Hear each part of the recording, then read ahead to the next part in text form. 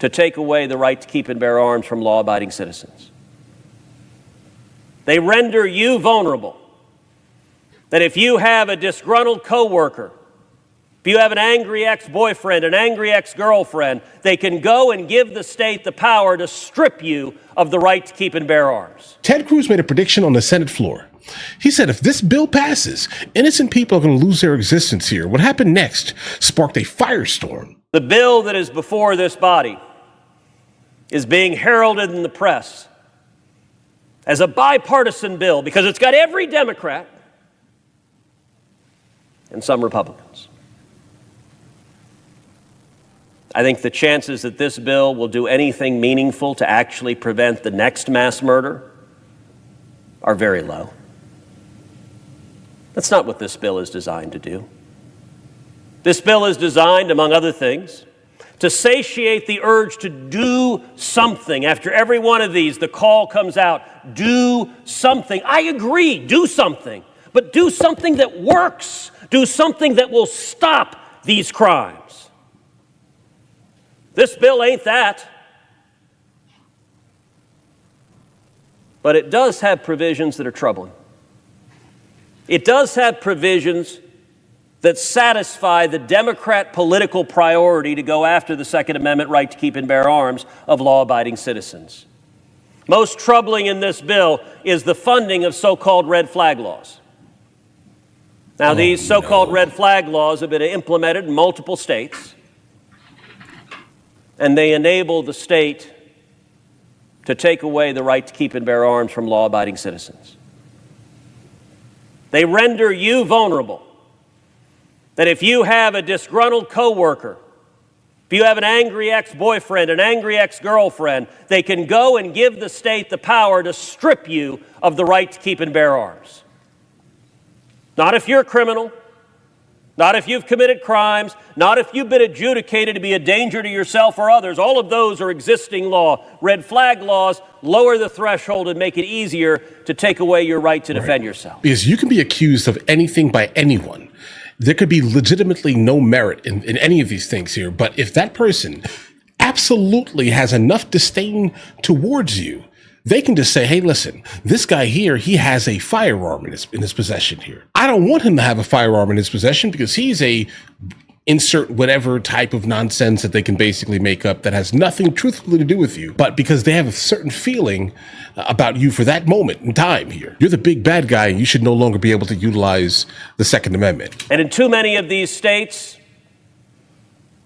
these provisions have little to no protections of due process.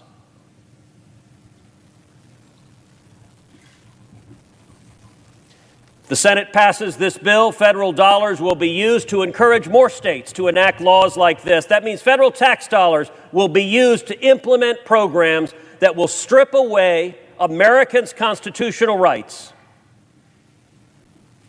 And mark my words, people will lose their lives over this.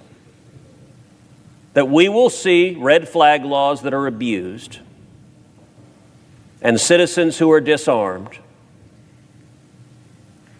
And tragically, we're going to see a citizen who's disarmed who is subsequently murdered. Look, the right to keep and bear arms, it's not about hunting. It's not about skeet shooting. Those can be a lot of fun to do, but that is not why it's in the Constitution. The Bill of Rights does not have an amendment devoted to recreational shooting. The reason the Second Amendment is in the Bill of Rights is because you and I and every American have a God-given right to defend our life.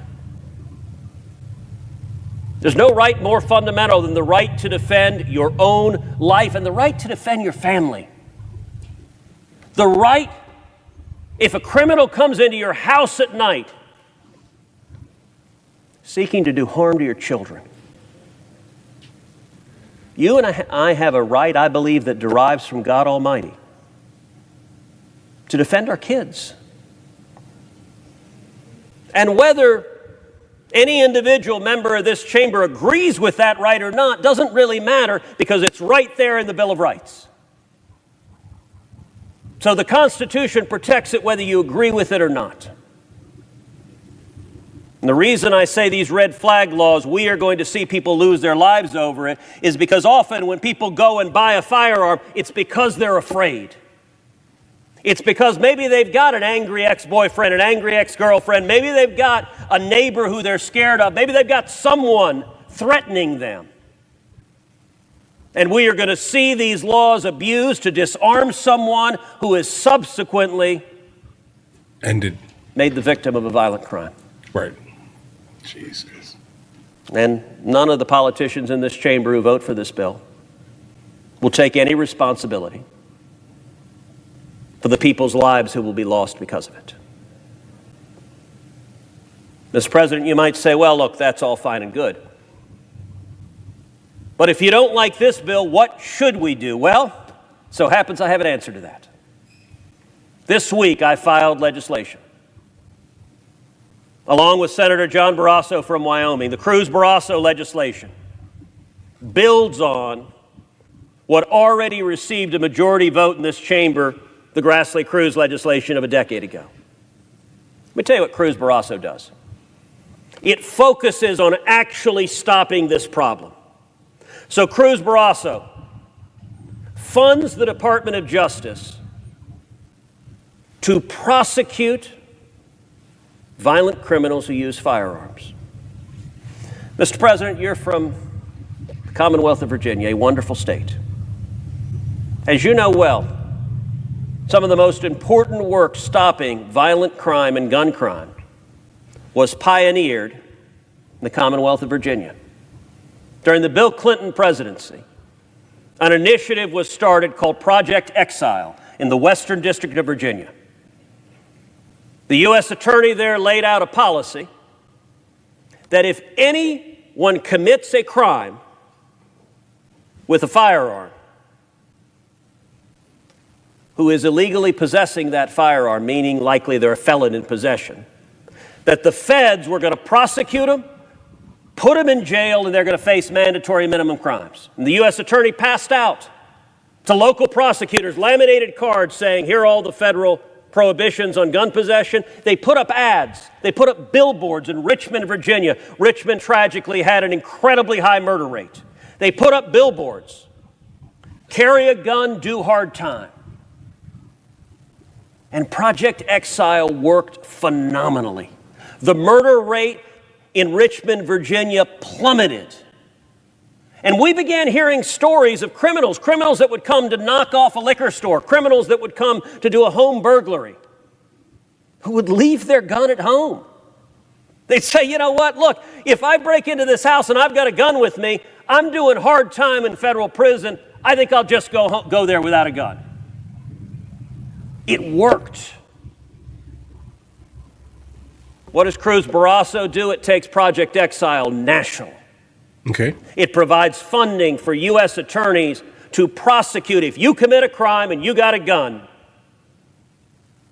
you're off the street. To my knowledge, that has been the default, right? I mean, things get enhanced if you bring some type of force multiplier into some type of violent, scenario. I think you should definitely be, whatever you're doing should be escalated almost immediately, bro. I'm sorry, right? Oh, no, I'm not even sorry. Please escalate it even more. Let's bring it back a little bit and touch on the idea of the red flag laws. It's intriguing to me that has been a thing in certain places, right? I mean, you have the ability in some of these blue states specifically, right, to call the police basically or file a report and saying, this person here, I don't like this person. Right. This person seems dangerous to me, even though that person has nothing to do with anything here.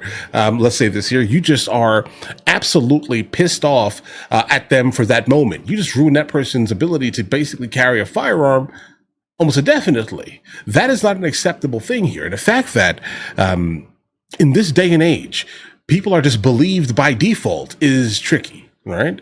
I understand there are certain circumstances where it would be great if more people had some just a little bit more belief when they made claims here, guys, right? But not to the detriment of another person, guys. Specifically with no evidence or any type of anything that actually confirms that that person is in fact a danger to society, right? If you're just saying this and you're immediately being believed, that leaves holes, guys. And understand how a lot of our systems kind of in the United States of America are functioning currently. There's a lot of fraud, waste, and abuse in a lot of these systems here. Okay. A lot of it, like just consistently, like the bigger the program, the more fraud, waste, and abuse that exists kind of within it here. I will not back the idea of a red flag law being utilized like that until or unless there's actual proof being given, because I'm not sure you should be able to just completely remove firearms from someone just because you say that person is this thing with no proof. That kind of goes against our overall, motto here. You're innocent until you're proven guilty. But obviously, if you've ever been in a system like that, you immediately know that that is a lie. You're basically guilty until you're proven innocent. So I guess that's normal then. I guess red flag laws kind of follow the overall you're guilty until you're proven innocent type of thing here. But either way, the way Ted Cruz delivers his points are absolutely remarkable consistently. And I've been saying this for the last couple of weeks now that you guys have been sending me so much, right, on Ted Cruz here. Him, Marco Rubio, JD Vance are going to be very interesting to kind of see run against each other, right? I'm telling you, like, I don't know what's going to happen there, but I definitely cannot wait to see and follow that exact story while that's happening, because something tells me that's going to be interesting. Okay. Very, very interesting. Guys, let me know in the comments who you would vote for right now if you had a choice here. Ted Cruz, JD Vance, or Marco Rubio. Let me know in the comments. Seriously. You guys have an absolutely amazing day. Enjoy your day thoroughly. If you guys are new here, please like and subscribe. And in the meantime, I'll go and catch you guys later.